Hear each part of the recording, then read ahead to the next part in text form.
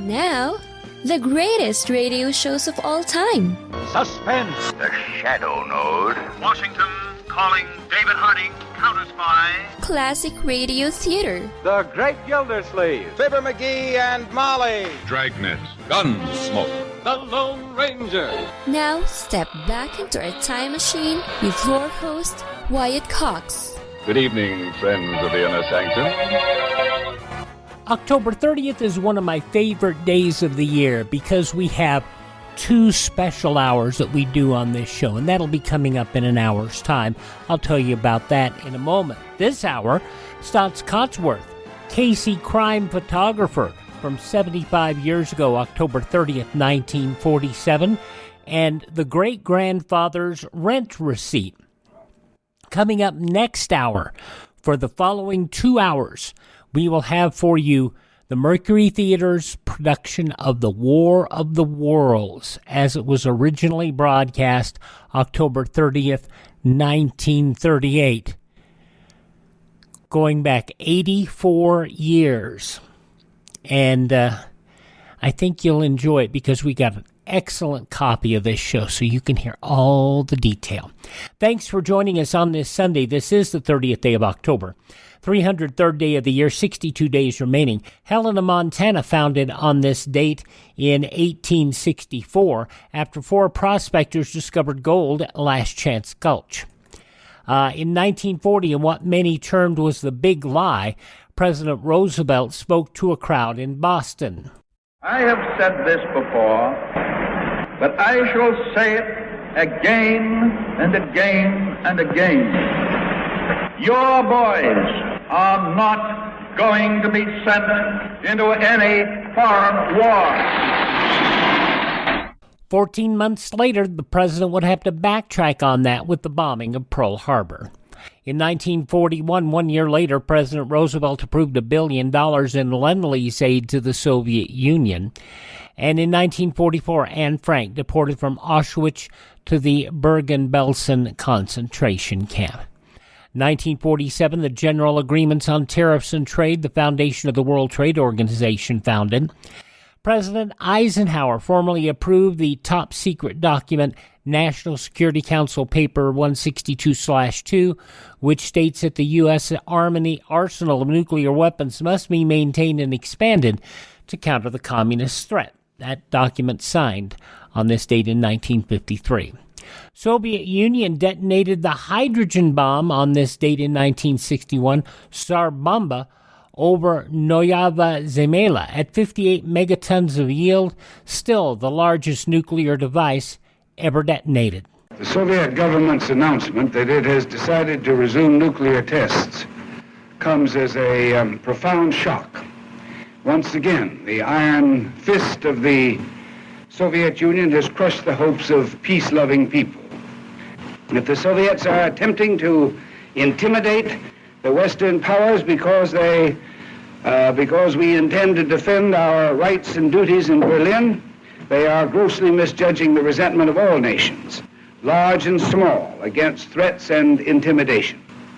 This is a dangerous tactic. It will not deter the United States and its allies, but it will make future negotiations all the more difficult.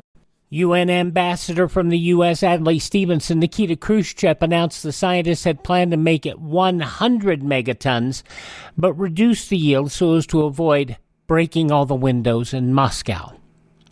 It was on this date in 1974, Muhammad Ali knocked out George Foreman in Kinshasa, Zaire, to regain the World Heavyweight Boxing Championship. Be at the theater early because this man, I'm going to retire him. If you think I whoop Sonny Liston, you wait till I get George Foreman. He talks too much. He's ugly. He's pretending I'm the true champion, and they make me the underdog. I'm going to show them all they're wrong because I'm the champion. I'm the real champion. There'll never be one like me. And all of you people in Britain who rank me as the greatest, I'm going to prove I'm the greatest. I'm going to prove to you I'm the greatest. We're going to prove to the world I'm the greatest. This is my last fight. I don't want none of you to miss it. So please come to the theaters. I'm going to eat some raw meat and I'm going to train. I'm going to get ready and chop some more trees. No other boxer to that time talked like Muhammad Ali. He learned from pro wrestlers. He really did.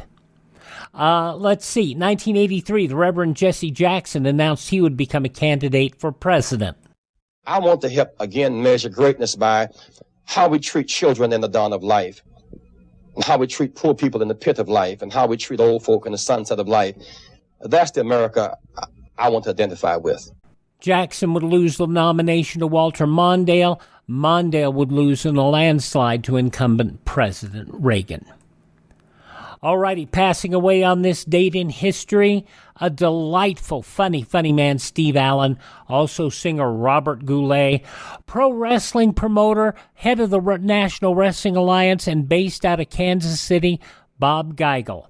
And from Happy Days and Odd Couple, Al Molinaro. You remember, he was Al in Happy Days. Also, birthdays of this date: President John Adams, Admiral William Halsey, poet Ezra Pound, bodybuilder Charles Atlas. You remember the 98-pound weaklings in the back of the comic books? Ruth Gordon and Ruth Hussey, and network executive Fred Friendly. Turning 83 years old today is Jefferson Airplane's Grace Slick, who talks about how she joined the group. I went to see Jefferson Airplane play, and I thought, well, if they can do it, anybody can do it. Not to put them down or anything, but it just, they weren't Maria Callas, and they weren't Tchaikovsky, shall we say. So it looked like it. I was modeling at the time, and that was about 8 hours a day on my feet all day. And when I went to see them, they were only working 2 hours a night, have all the free drinks they wanted in the nightclub, having a little party as well as working and getting paid more than I was per day, and I thought it looked like a better deal. So I wasn't really a dedicated musician. It just looked like a better thing to do at the time. Grace Slick, 83 years old today. The last surviving member of the Temptations, founder Otis Williams, Big Daddy Otis Williams, 81 today. Fonz in Happy Days, hey, Henry Winkler, 77. From Law and Order, Harry Hamlin, 71. From the Buddy Holly Story and American Graffiti, Charles Martin Smith, 69. Edge from the WWE, 49. And still competing? Go figure. Mr. Will Schuster on the TV series Glee, Matthew Morrison is 44. From Falling Skies, Sarah Carter is 42. The daughter of Donald Trump, Ivanka, is 41. And from Pretty Little Liars, Janelle Parrish is 34. Those just a few of the people who celebrate the 30th day of October as their birthday. If this is your birthday... Hi, we're the Four Freshmen, and we just want to say... Happy birthday to you. And on this Sunday Classic Radio Theater, we go back 75 years, October 30th, 1947. Staats Cotsworth as Casey, crime photographer, on Classic Radio Theater with Wyatt Cox on your favorite station. You know, a lot of times you have to choose between something high quality or something that saves you money. But if you can get both, why not? Especially when it comes to healthcare. And that's MediShare. You get both. The typical family saves $500 a month switching to MediShare. And that's huge. But it's also true that people are way more satisfied after making the switch, too. The customer satisfaction rate for MediShare is double that of the typical health insurance plan. Double. It's because MediShare works. It's been around for more than a quarter century, and members have shared more than $3 billion of each other's bills. People love having telehealth and a huge PPO network, so... yeah, really, you could save a ton and like it better. Imagine being happy with how you're taking care of your health care. If you're self-employed or part of the gig economy, or you just want a plan you're happy with, you can call right now and get a price within 2 minutes. Here is the number you need. Call 833-34-BIBLE. That's 833-34-BIBLE. 833-34-BIBLE. Thanks for tuning in to Classic Radio Theater with Wyatt Cox on this Sunday. Again, a reminder, next hour, Orson Welles' War of the Worlds, a very special annual treat here on Classic Radio Theater. But right now, we go back 75 years, October 30th, 1947. Staats Cotsworth as Casey, crime photographer. The Anchor Hawking Glass Corporation brings you Crime Photographer.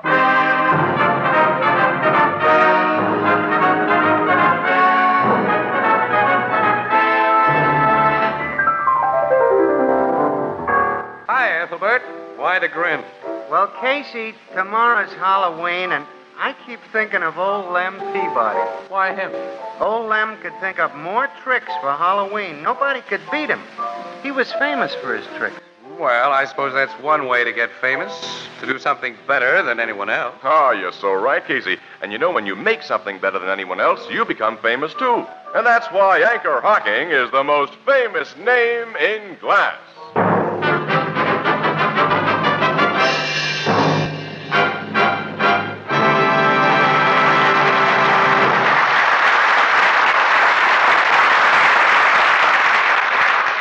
Good evening, ladies and gentlemen. This is Tony Marvin.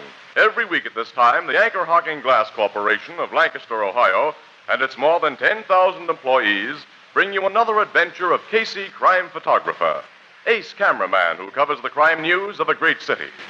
Written by Alonzo Dean Cole, our adventure for tonight, Great-Grandfather's Rent Receipt. The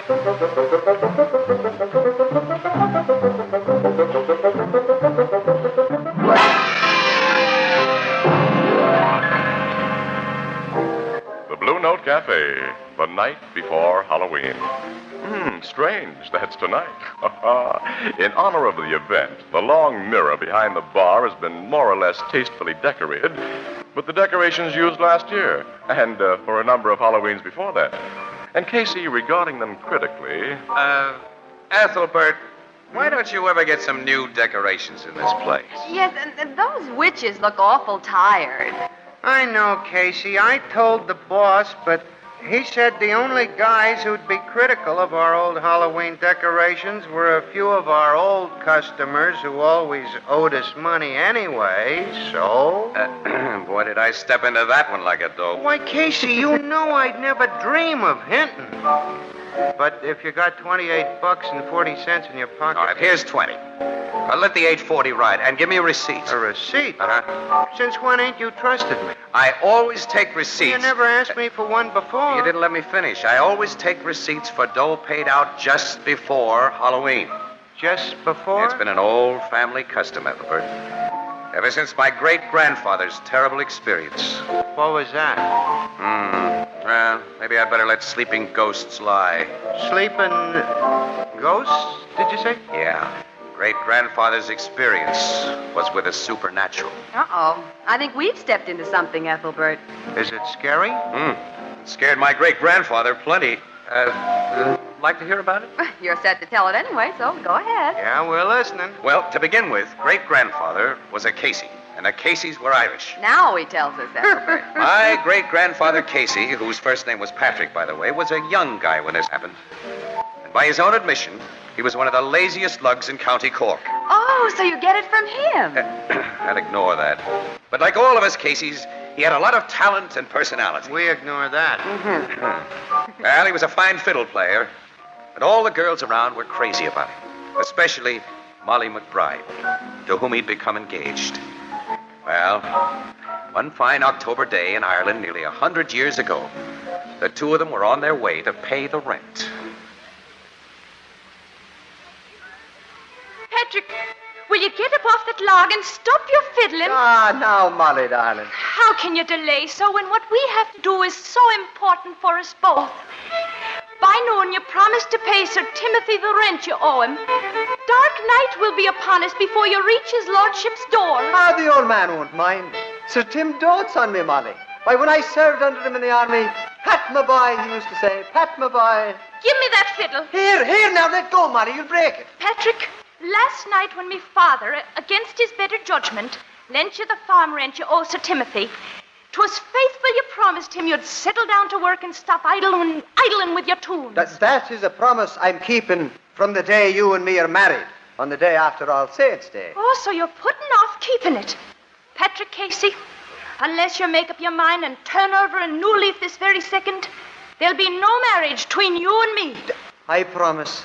Sure, I swear it. Then let's be on our way to his lordship's. We start this very instant after you give me a kiss. No, that's wasting time. Kissing you is never wasting time. Now let me go, Pat. Let me go. No, darling. Oh, Patrick. 'Tis so much stronger you are than I am. I love you, Lana.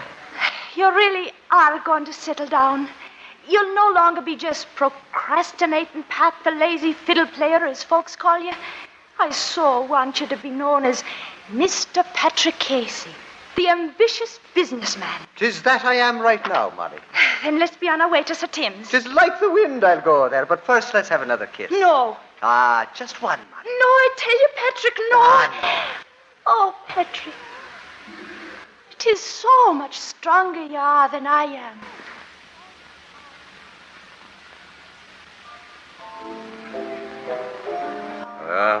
That's the kind of a guy my great-grandfather was when he was young. And that's the kind of a gal Molly McBride was. Well, I hope she finally bent that fiddle over his head, Casey. She didn't, Annie. Great-grandfather got what was coming to him another way. Go on and tell us. Well, Ethelbert, the two of them got to the landlord's house about 5 or 6 hours late. This landlord was a tough old character, and the rent owed him was long overdue.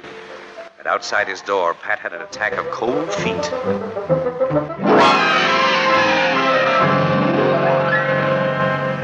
Molly, I've been thinking. Poor Sir Timothy's a very sick man, and we shouldn't disturb him so late in the evening. Now, let's come back in the morning and... Patrick, no. It's not a second longer. I'll let you procrastinate. Here, now, don't pull that bell cord, Molly. If you're going to take me as your bride on the day after All Saints' Day, Pat Casey, it's a house you've got to have for me to live in. And there'll be no house unless your rent is paid. Have you still the money that me father lent you? It's safe inside me pocket. Now, when you pay it to Sir Timothy, mind you get a receipt for it. A receipt? Well, 'tis a businessman I'm making of you, Pat. You get a receipt. Oh, darling, you don't understand. No, I don't. Oh, someone's unlocking of the door. It'll be old Michael Feely, his lordship's body servant. And another hard, rough man. He was once a sergeant over me. Oh, so 'tis you, Pat Casey. You're late. Get you inside here. Yes, sir. Come on, Molly. Here he is, your lordship. Oh. At last you stand before me. Good evening, your lordship. Good evening, you bid me, when at noon you said you'd be here. Come close to this chair I'm chained to with me sickness, and I'll twist your lying throat. Stay where you are, Pat. Yeah, I will, Molly. Blood and bones. He's brought a woman with him for protection. He did no such thing. As a responsible tenant of your lordship's, he brought me here to introduce me. Do it, Pat. Sir Timothy O'Hare, this is Molly McBride, my future wife. You are the future wife of procrastinating Pat? I am going to marry Mr. Patrick Casey on the day past All Saints' Day, your lordship. Mr. Patrick Casey? Oh, me fat size. Me condolences, young woman, and me heartfelt pity. But future wife or no wife, Pat, I want the money you're owing for a full term's rent. And since you can't pay, as I knew you couldn't, I'm going to ring your lordship. I have the money for you. Huh? Here, look. It's in this bag. Oh, Michael Feely. Bring me brandy quick. For the full term, your lordship. I borrowed it to pay you with. Oh, borrowed it, yeah. That explains everything. For a moment, I thought you'd gone to work and earned it. Give me the money, Pat, and may the Lord help its lender. Me father lent this money, sir. Your father? And sure, you mustn't take a word I've said in earnest. See, I told you, this man dotes on me. Molly, we'd best be going now. Not till you get your rent receipt. Molly, I beg you. 'Tis a matter of business. The man might die and we'd have naught to show. Sir Tim will never die. Because heaven won't have his likes and the devil will be fair to take him in. What are you two whispering to yourselves about? Please, your lordship, for the rent Patrick's paid you, we want a receipt. A receipt? No, your lordship. Yes, your lordship. Have you got his regard to Miss Tustin O'Hare? No, sir.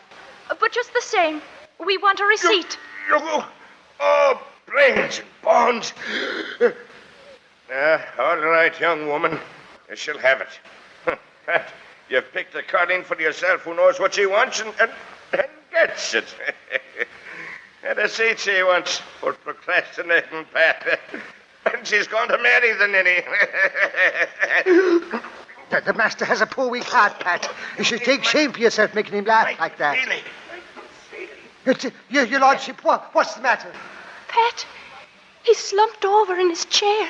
Michael Feely. My dear master, Sir Timothy, he's dead. Dead? I was mistaken about the devil. He wasn't afraid to take his lordship. Pat, we didn't get our receipt. Oh, well, it's all right, Molly. The silver we paid is here to prove our claim. Where is the silver? He laid it beside him on the table. Well, it's not there now. Molly, the money's gone.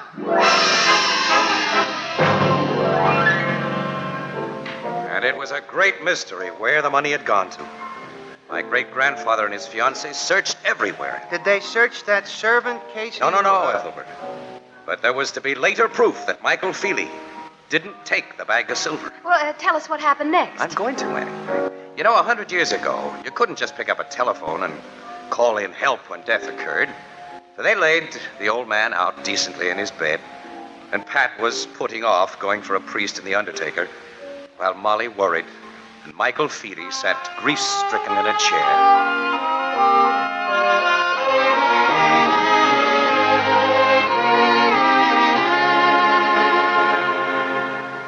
We've no receipt to show you ever paid that money, Pat. When Sir Tim's son John takes over the estate, he can hold you for the whole term's rent again. Why, he can do no such thing, Molly.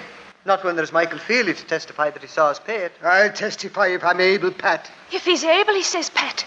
Mind you don't start him laughing himself to death. I can't realize me dear old master's gone. October 30th, 1947, Casey crime photographer on Classic Radio Theater with Wyatt Cox.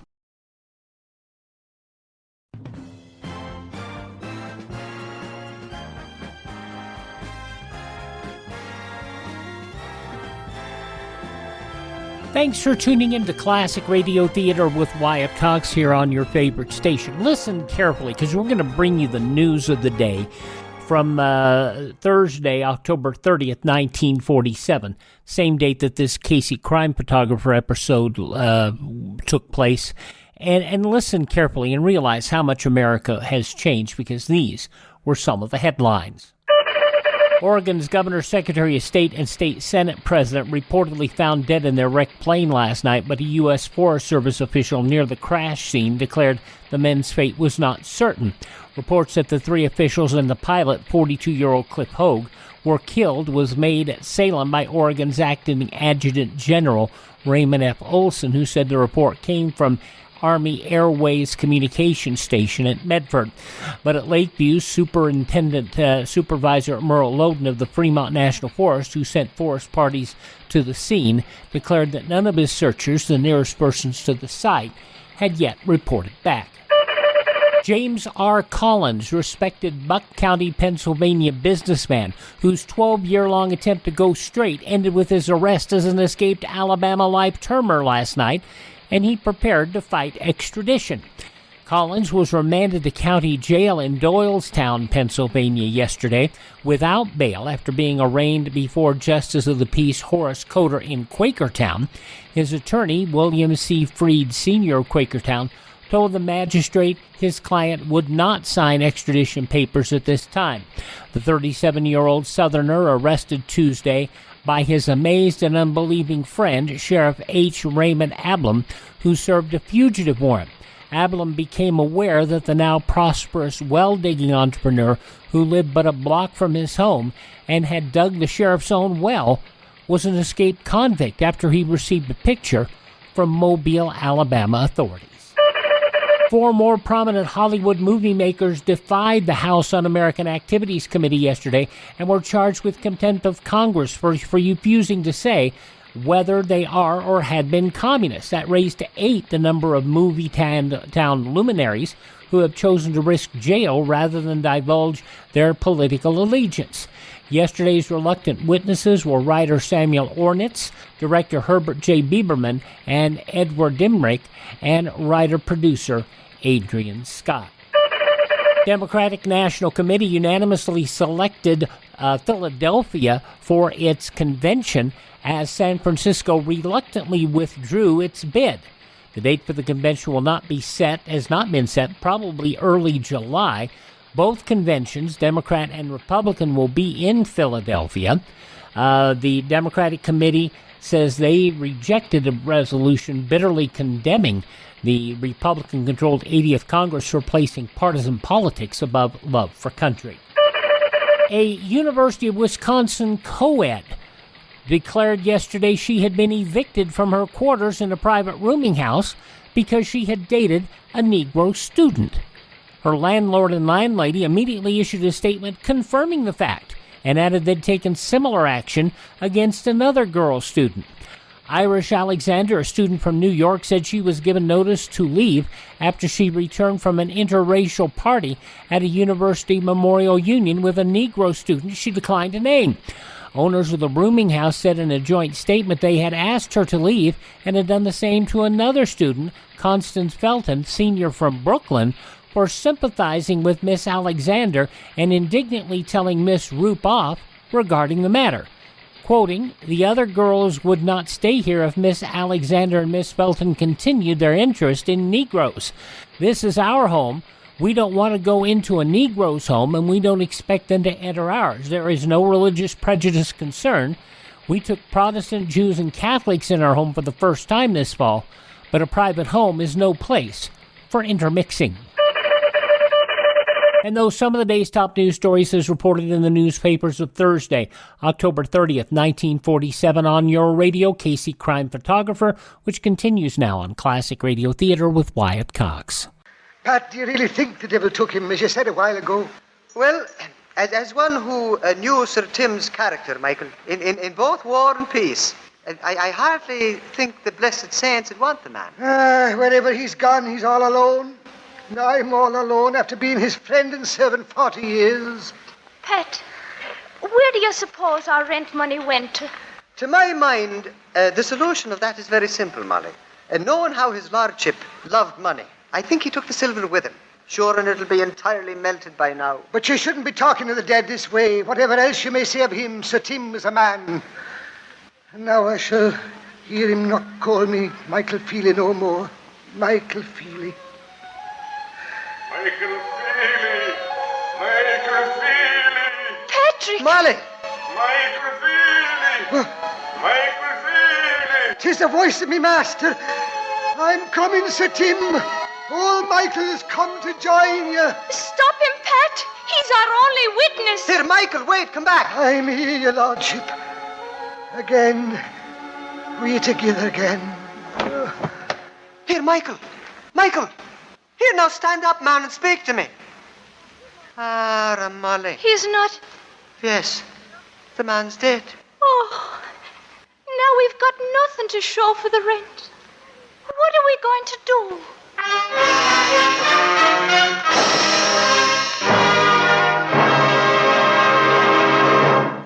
Our story will continue in just a moment. 75 years ago, October 30th, 1947, Casey Crime Photographer on Classic Radio Theater with Wyatt Cox.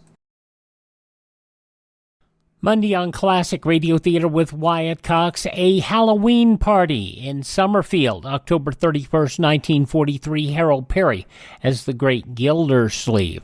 And a reminder coming up in 1 hour's time, Orson Welles and the War of the Worlds. But right now, the conclusion of Casey Crime Photographer from 75 years ago today, October 30th, 1947. The ghost of that old Sir Timothy called the servant, huh, Casey? My great-grandfather said there could be no mistake about the voice, Ethelbert. Huh? It was Sir Timothy O'Hare, and he was dead. Gee, then the servant died too. Definitely and completely. Which left your ancestor in quite a tough spot. And the spot got tougher, Annie. John O'Hare, Sir Tim's son and heir to his estate, was a lot different from his father. He was one of those cold, fishy, holier-than-thou birds. And the old man had despised him. Well, naturally, he demanded the past due rent on Pat's farm. And when he was told that...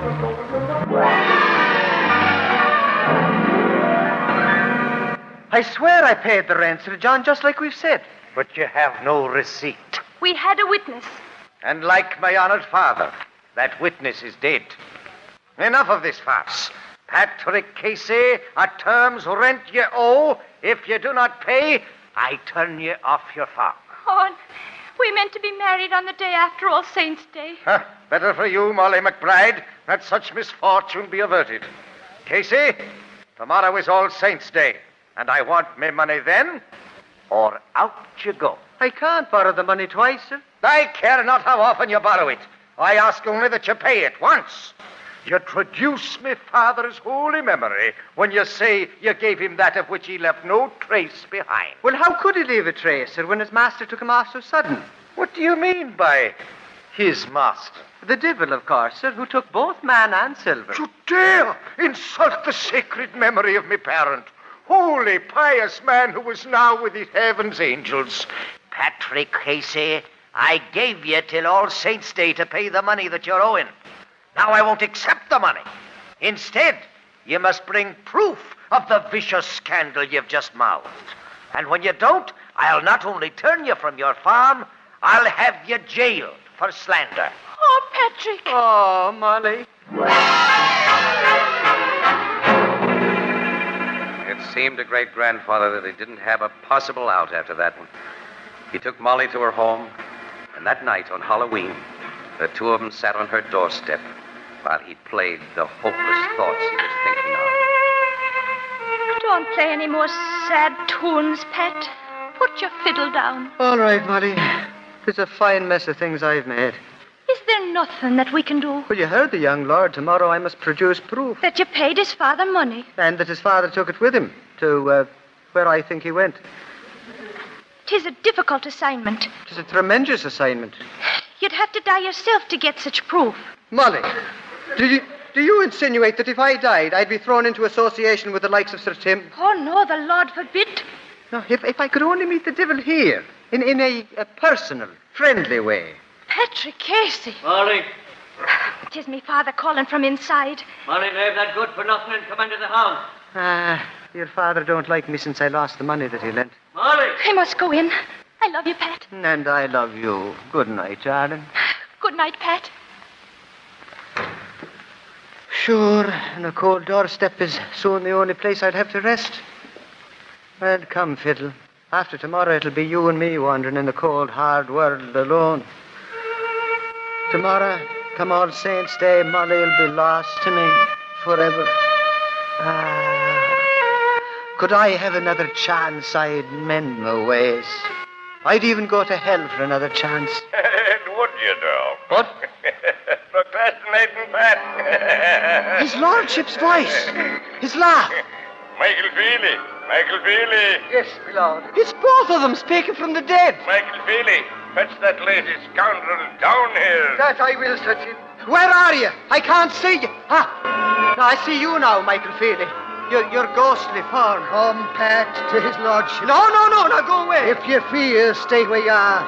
If you dare for the chance you wish but now, then come. You mean for Molly? Aye. Sure, and it's dreaming I am, but lead on. You have not far to go. The door lies here. Door? It's but a hole in the ground. It will close like a door once you enter. You dare? For Molly? Aye, Sir Tim waits below with your entry seat. Lead on, man. I follow. First lay down your fiddle. It must be left here. The fiddle? 'Tis wood and very dry. Oh. I get your implication. Stay here, unscorched fiddle. Now lead on quick, Michael, before I change my mind. Come. I come.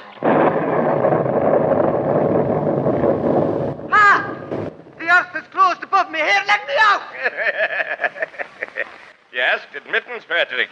Now you stay a while. Well, you have the silver I paid you, and my rent receipt. Now you're going to give me one or the other, so I can wed Molly on the day after All Saints. Stop! Oh, excuse me, sir, for my social error. Here I know one should not mention saints. Oh, sure, I'm completely mortified at my own bad manners. Well, now, Sir Tim, will you please hand me that silver or my rent receipt, and I prefer the last name. Not yet, Pat. Nothing for nothing is the road we live by here. If something you want, then something you must do to earn it. For what you hold, I'll do anything at all. You're a fiddler, boy. Will you play us a tune? It'll be a pleasure of the finest. But above, Sir Michael Feely, had me leave my fiddle. Yeah, because here we have a special one for you to play. Here it is, Pat. Tis one of metal that glows with white-hot heat. You can leave this place as you came in, a worthless vagabond, or you can leave with self-respect and win the calling that you love. Which fiddle will you play? The one you left outside, or this one here? For Molly, you'll give me that rent receipt? Or the silver to prove your tale to the fool who is my son. I advise the receipt. 'Tis asbestos. The silver has been here over long to ever cool. I'll play your white-hot fiddle, sir. Yeah, Michael Feely. Place in his hand. Aye, sir. Now play a jig tune, Pat. Oh. And do not skimp it. No. Play every note, and dot, and bar. Oh. Play from beginning to the finish, and earn your right to live and love.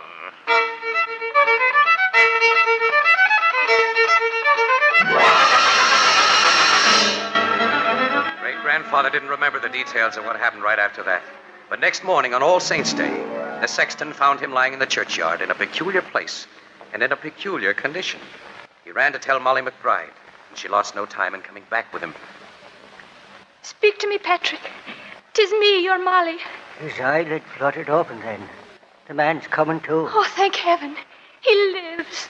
How come he to be lying on old Sir Tim O'Hare's grave? Oh, look at his poor hands. They're burned to the bone. Yet he's clutching something in them, something white.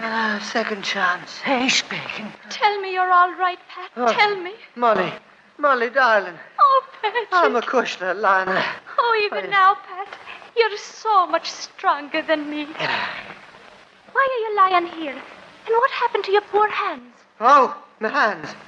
Molly, what day is it? All Saints' Day, Pat. Tomorrow's our wedding day that was to be. This is to be, you mean. Leave me to Sir John. What do you mean, Pat? Soon you'll know, for yonder Sir John rides. Run, Patrick. This is your last day of grace. Run and hide before he has you jailed. Sure, and I'll not run from that man. There's the vagabond we want. Whoa, whoa, whoa. Barney, Column, seize that worthless scamp for me. No. Touch me not, I warn you all. Here, Sir John, is your parents' rent receipt. Pat! What stuff is this? But do you go at morning? You said you had none from his hand. That was a day ago at morning. Do you know your father's writing? Holy saints, his very scrawl. But yesterday it's dated. It was made last night, to be exact. Eve of All Saints' Day. When came you by this? Perhaps, Sir John, for your family's honour, it is a matter we should discuss in private. Yes. Everybody step aside. Not I. You'll have no discussions, Patrick, that I don't know about. Perish the thought, darling. Now, your lordship, that we're all alone, the three of us together, you'll know this receipt is writ on unburnable material. It is in my father's hand.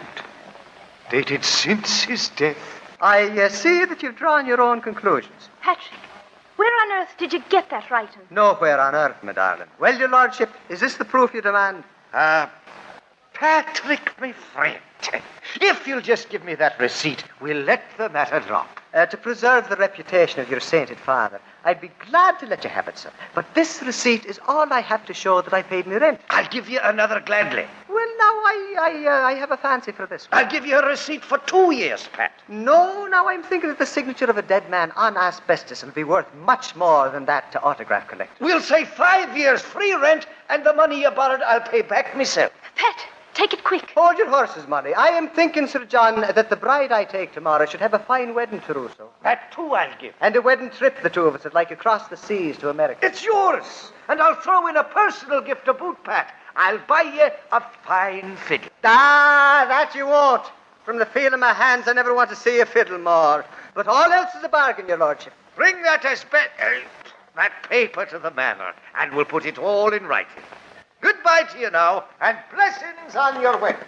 Oh, Pat, 5 years free rent, a bridal trousseau, and a trip to America.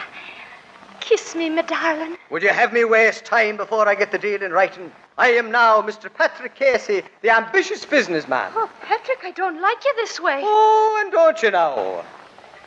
Come to me, Molly, my darling. You know, your way. 'Tis much stronger you are than I am.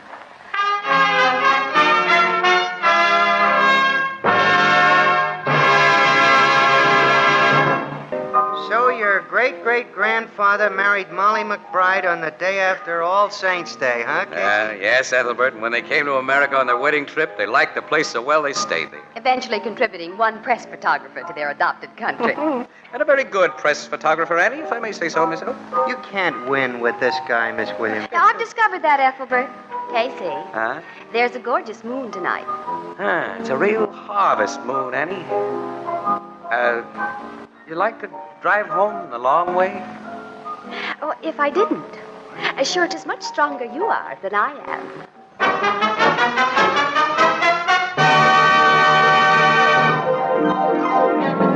Crime Photographer, starring Staats Cotsworth as Casey, is brought to you each Thursday by the Anchor Hocking Glass Corporation, makers of Fire King Oven Glass. Anchor glass containers, Anchor caps and closures. All products of Anchor Hocking, the most famous name in glass.